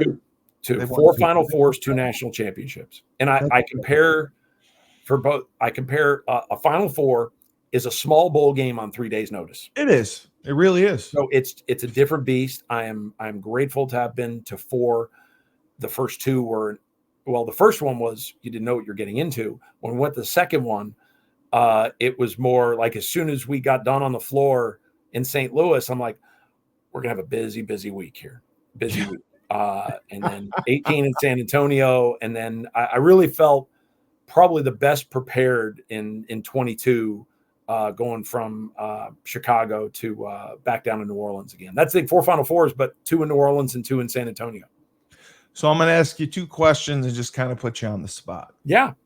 College sports right now. Yeah. What do you think of the transfer portal in the NIL and, college players now getting a slice of the pie of the TV money, how that's going to affect recruiting, how that's going to affect managing and keeping players and teams together? What are your thoughts from the outside looking in?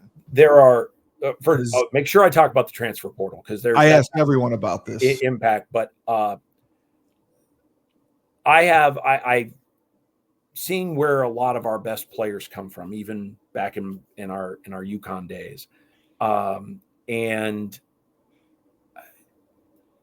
it has, I've always thought that if we could have figured out a way to let Chris Bellamy, Bell's one of my all-time favorites also, let Chris Bellamy go back to New Britain and let him do a commercial for a car dealership there, make a few bucks or whatever. Yeah, he had a While kid. he played at UConn, who cares? If those moments when we had Andrew Wiggins was my education on that here, because all of a sudden things started happening here when Wiggs was a number. And keep in mind, Wiggs was on the same team with Joel Embiid. That was the same year. Yeah. Yes, it was. And we have both those guys, but Wiggs was the one that came with the reputation and the cachet. And I started to think, why couldn't we sell all the jerseys we wanted to with Wiggins on the back? And then when he's done with his eligibility, just add it to the royalties. The university wouldn't take anything on. The consumer would take that on. And when he's done, just cut him a check, put it in a trust until his eligibility is done. Like, have we just been able to do those things, but we just kept getting farther and farther apart. There was none of this, well, we could do this. And because even now, like, if one of my softball players or volleyball players can go do a commercial for beauty brands, go ahead, or Ulta Beauty, whatever you want to do. Yeah, absolutely. It's when the money has now gotten up front and all the guarantees before you've actually played it down or played a minute. That's where that's what's happening. Yeah, that's where it's gotten away from its purpose. Yeah. But had we found a way to do this earlier, they should have regulated it or put some guidelines on it. I think we wouldn't be. Yes, eventually the revenue becomes a challenge. But Steve, our little part of the world where we come from is flush with Division II and Division III schools. Okay? Yes, they are. Not every kid's going to be a Division I athlete. 10, 12 years ago, I had the opportunity to work the NCAA Division III tournament, second round game in Coe College in Iowa. Very good. Between the game fee and the mileage for the 3 officials, I bet they spent $2,000 on the officiating crew for a second round Division III women's NCAA tournament basketball game. They didn't make that in the gate that night. You know how those bills are paid? March Madness. Yeah, that's what does it. All of those 90 sports and 90 championships are paid for. So it's being given back, but it's not given back to Mario Chalmers, and it's not going to actually play. It has to go to the departments, the athletic departments that don't. It's going the shares go back to the schools as you advance in the tournament, et cetera, et cetera. But so many of the championships and the opportunities out there are paid for by those events. And I just read the other day, and it was a great description. Football generates at some schools 75% of the revenue, but only uses 25% of it. Where's the rest of it go? Well, I happen to like my job. And, so let's start there. Right. But the other part is we have other sports that are being played. We have the fun opportunities that feed, in some cases, the Olympic program. One of the number one qualifier at the U.S. Olympic trials, Bryce Hoppel, who's going to the Olympics in Paris, is a KU grad. Okay. Unbelievable. So just as a small example of all of this. But that's true. 100%. How do we do this? And I'm not faulting, Mario Chalmers every time they show his shot, and the NCAA kept playing it. Now he's like, where's my cut? If we didn't think that was coming, I that's just not a shock that people, whoever it was going to be, of course, for that. But I just think we've missed that. And we also we've gotten so far down the road that no one wants to hear about the positives that are occurring here. The players, when they go for an NIL commitment, they go to a charitable golf tournament here in the community. And at the live auction at the end, the players wind up giving 5 figures back to the auction of a donation. Yes. No one talks about those things. No, it's all negative. So the money is going back, and so it's being used for some nice causes here too. It's just a lot to manage. There are, how many times did Coach Edsel at a winter workouts in February walk up to the group during a huddle and say, "Hey guys, make sure you meet with your accountants this week"?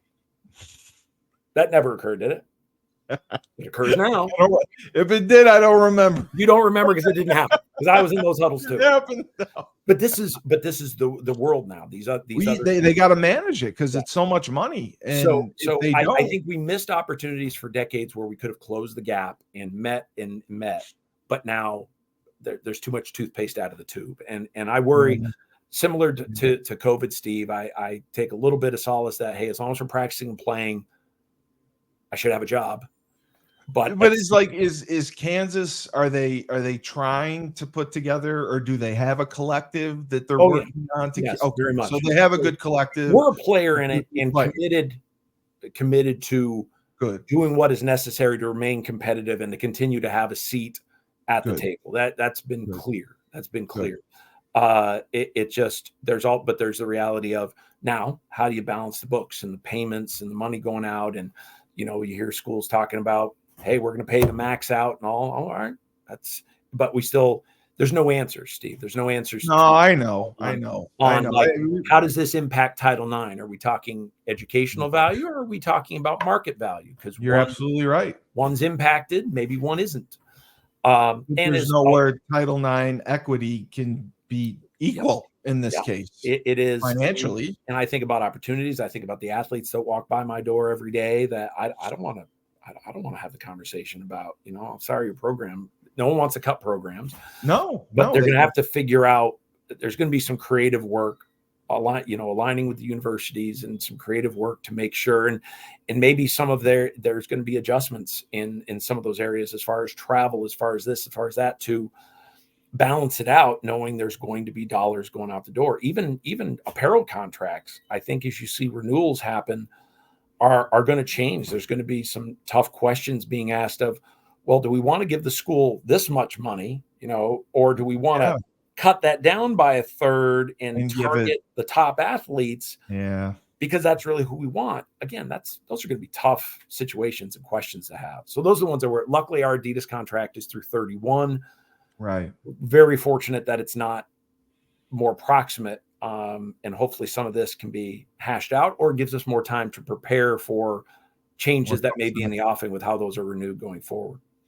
And then you mentioned that you wanted the transfer portal. The one I've seen there, Steve, is when we do the large portion of our orders are ordered 10 months in advance. Okay. Large portion of them, the licensed merchandise.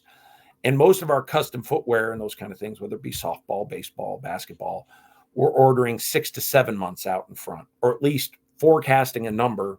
And then we pull from that number as the roster gets finalized.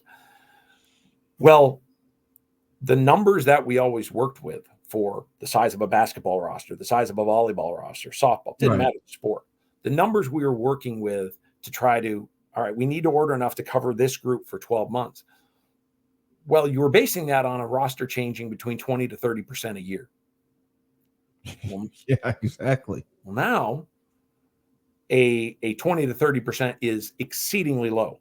And you count on 50 plus. And if you have a coaching change, that roster could change 75 to 85, 90%. And everything you used on the previous athletes can't be used again. I didn't even think of that. Cleats, footwear, t-shirts, shirts. Yeah. So you wind up, so your basketball number isn't 18. Your basketball number could be 30. Your volleyball number isn't 18. Your volleyball number could be 30. Your football number is 125. Your football number could be 180. On the number of athletes. Thought of that. Yeah. Like you think of it this way. You outfit, how many football athletes you outfit in August? Yeah. And then how many do you lose and add in January? And then how many more do you add in June? Yeah. No. Those numbers are exponential. So that's the conversation when I'm asked by my administration on, Larry, what are your concerns? Yeah. I said that as much as people think we do a phenomenal allotment and contract and relationship with Adidas. Yeah. But it doesn't stretch as far because we need to have more here for the unknowns. Because you don't know. You don't know. I don't know that baseball. And here's the other part, Steve. Everyone wants to have multiple uniforms, right? Yes. Multiple uniforms. Okay. Yeah, they do. Well, if in your mind you're thinking, well, we're going to get one new kit, one new full set, and then we're going to fill in on the others, and maybe that amounts to 2 full sets total in cost, versus if you have 5 or 6 uniforms, but now you just have to replace 75% of all of them. Well, now you're buying 3 or 4 sets of uniforms. Jesus. Just to fill in what you have, forget about new. So it's this considerations that we've had to share along the way with, yes, the allotment got another bump this year, but that was negated so much that goes by in roster turnover and managing it. And maybe you got 4 of this and now we just do 3. Those are the considerations. You want to have this extra set of uniforms? All right, well, that's fine. All your current ones, as long as the chassis stays renewed by the manufacturer, need to stay in line for another 2 years, because we can't afford to change all of them out, because you don't know what's going to happen to your roster. I never even thought of it like that. So that is the reality of just over the last 2 years. And finally, I was able to kind of put my finger on it last summer of all of our numbers and forecasts have to bump significantly because of being prepared for the inevitable roster turnover. And if we don't use it in one place, we're going to wind up using it in another. We had one team last year where the number of outgoing seniors was matched by the number of incoming freshmen. One. Wow. That was it. Everybody else was much, much higher. Much, much higher. So the last question I'll ask you is I ask everyone this, the conundrum at UConn. Yeah. Okay. UConn has won 2 national championships for basketball. Yes. And I did a podcast with Coach Baylock as well. And they are still in the red with the athletic department. Because something has to give. Yep. Is it okay? Is it possible to join a conference again, football only, and stay in the Big East for basketball? Or did they just say, the hell with it, take the money, go to somewhere like the ACC for football and basketball? Coach Baylock says the basketball people want to stay in the Big East. It's the rivalries. They're happy there. It's a good conference, but not being in a conference in football is just draining them financially.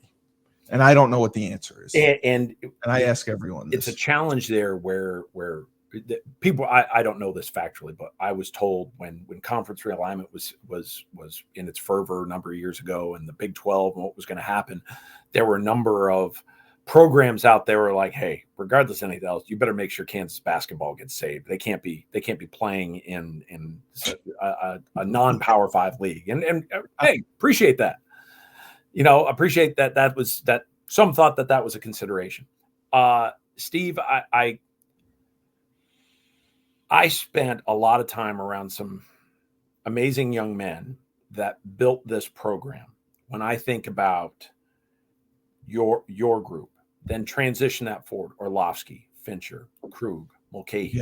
Okay. These guys that we all stood there and watched their doors get beaten in at certain days, and to see us finish off by beating Rutgers on Thanksgiving morning and then winning the Motor City Bowl, and all that whole group. And then a number of years later, now you're playing in winning the Big East, playing in the Fiesta Bowl.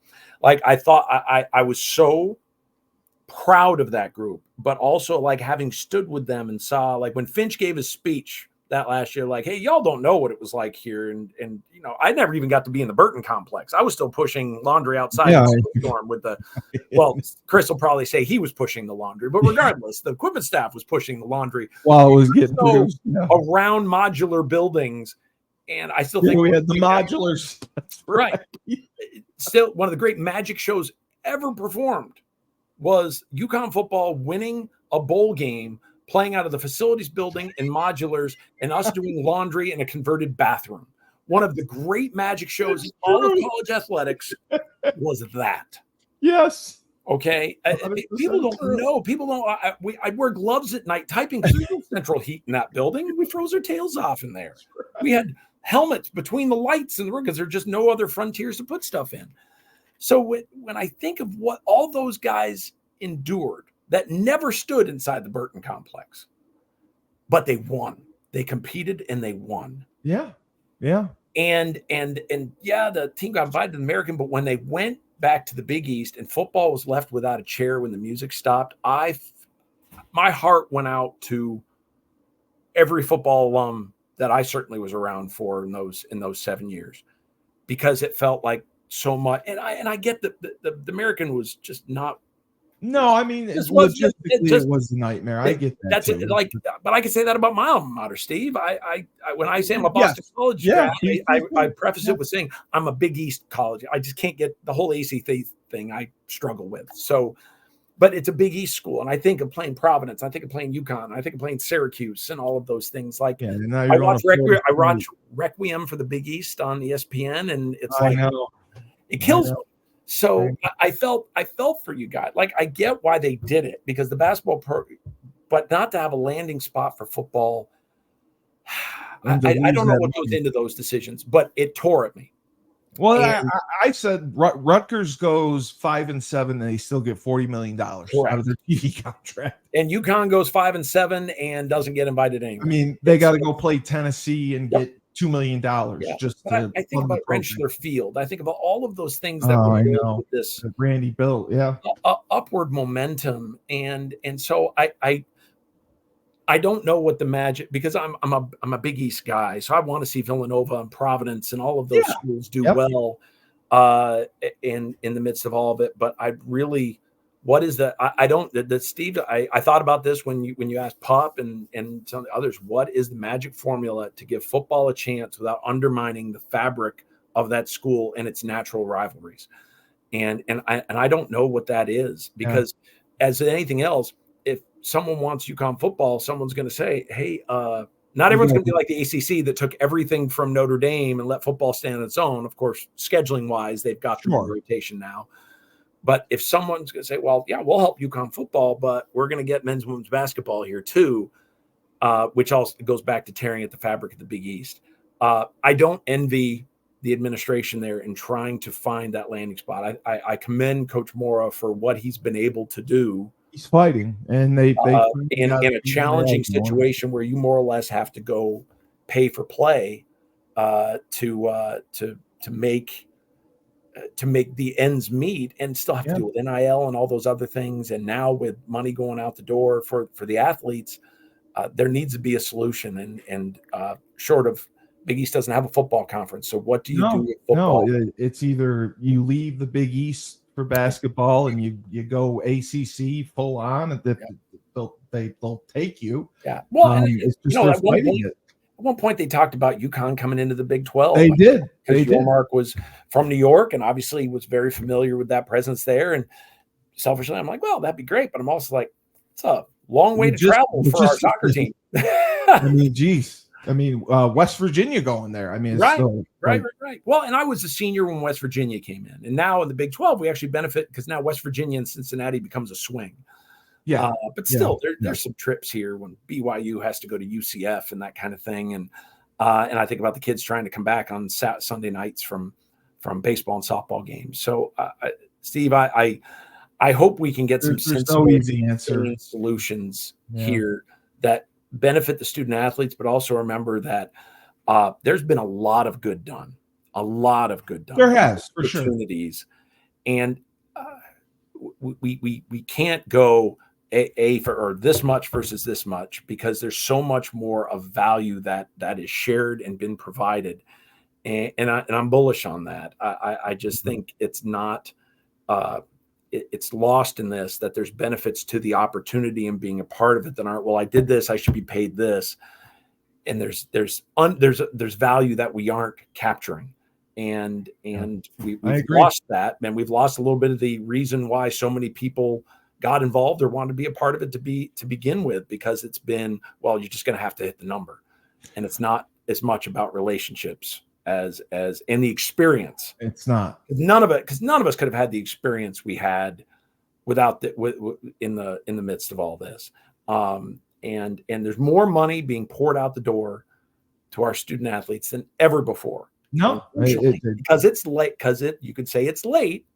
Now it's not enough. And I don't know what the end game is going to be. I just turned 50. I'm hoping to ride this out for another decade or so, Steve. And as long as they'll keep me around and not change the codes and locks on me when I leave, I have an amazing run. I have great students I get to work with. I have amazing alums that I get to keep in touch with. And I couldn't even name them all, the guys that I've enjoyed hearing references to.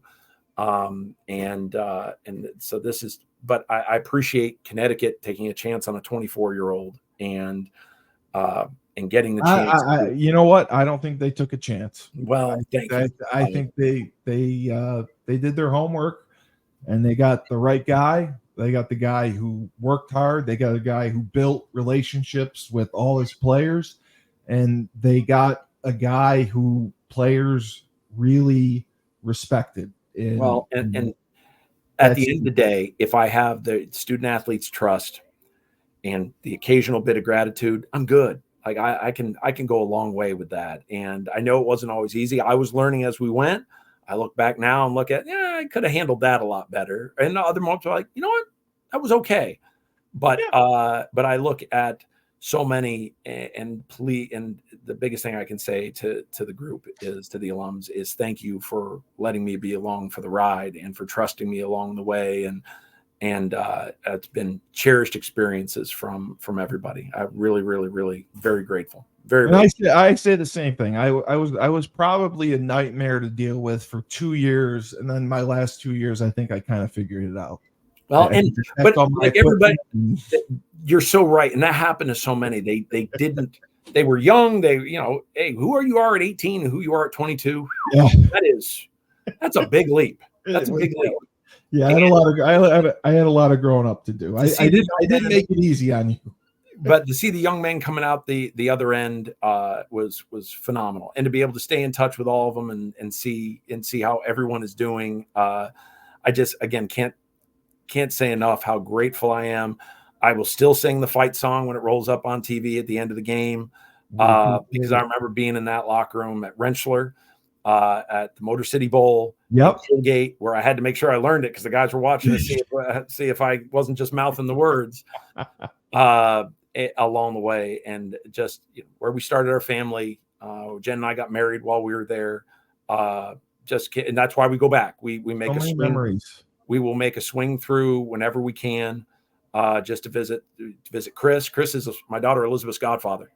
I know, Chris. So to swing back and just swing by the house, swing through campus, soak it in, and cherish, because you don't always get to do that when you're in the midst of it. When you're trying to run from Greer Fieldhouse to Gamble to the facilities building, and it's raining, you don't always take a moment to pause and appreciate the experience you had. I've been able to go back and do that a few times since I came here. Well, thank you, Larry Hare. You have been a phenomenal guest. And once again, I would like to thank our sponsor, Procyon Partners, the complete financial services firm specializing in wealth management, employee benefits, and retirement plan services. So, Larry, if you need retirement plan services, they are for you. Procyon Partners. No. They deliver exceptional outcomes. They're a proud sponsor of Husky Talk, and they have recently been named one of the top 50 fastest growing financial services firms in the country. I think that is incredible. Procyon Partners, a boutique consulting and service company serving business owners and executives nationwide. Sean Rabinowitz, very nice of him. He is our sponsor. Thank you very much. Larry, unbelievable. This was one amazing show. I appreciate you taking the time and coming on. A great conversation, some great stories, and I definitely learned a lot. And I will put this up. We wish you all the best. Thank you. In Kansas, and hopefully on your next time through, I'll be able to come up and run into you, and we can harass Chris. I don't have to have my arm twisted to come back to the Northeast, so I love doing it. But Cully, you ever find your way out here, mind you, just consider a standing invitation for a KU football game or a KU men's basketball game. I'll say this: when UConn came here and played men's hoops in December, there were a number of people in the building that were friends of mine from my UConn days that came out, and they were incredibly complimentary and said, "This is one of the most extraordinary environment." For UConn folks to say that about Allen Fieldhouse was very heartening. I believe it's an extraordinary place to play a basketball game, but to hear it from UConn fans I thought was very humbling. Well, I appreciate the invitation, and I definitely will take you up on that. You bet. Larry Hare from UConn, currently at Kansas, doing a spectacular job. We appreciate him being on the show. The best podcast host in the universe, Steve Cully. Remember, when life gives you lemons, don't make lemonade. Take 2 oranges and throw them back at life.